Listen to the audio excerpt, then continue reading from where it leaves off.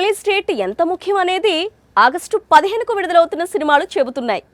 ఎటు చూసినా ప్రేక్షకుల్ని ఇంప్రెస్ చేసేందుకు ప్రమోషన్స్తో ఉరుకులు పరుగులు పెడుతున్నాయి.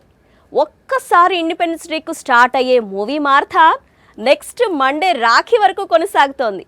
ఇంత మంచి రిలీజ్ డేట్ను పుష్ప వదులుకున్నట్లేగా. ఆగస్టు 15కు పుష్ప వచ్చి ఉంటే ఈసారి కలెక్షన్స్ నెక్స్ట్ లెవెల్లో ఉండేవని ఆల్రెడీ రిలీజ్ అయిన టీజర్, 2 సాంగ్స్ ఈ సినిమాకు బంపర్ ఓపెనింగ్స్ ను తెచ్చిపెట్టేవి.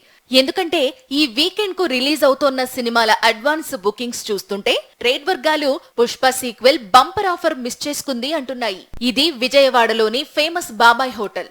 అక్కడ తమ కొత్త సినిమా ప్రమోషన్స్ కోసం అంటూ తంగలాన్ టీం దిగిపోయింది. మిగతా వారితో కలిసి బ్రేక్ఫాస్ట్ చేసింది. ఇలా ఉంది ఆగస్టు 15న రిలీజ్ అవుతోన్న సినిమాల జోష్. బాలీవుడ్ లో అయితే స్త్రీ సీక్వెల్ అడ్వాన్స్ బుకింగ్స్ నెక్స్ట్ లెవెల్లో జరుగుతున్నాయి.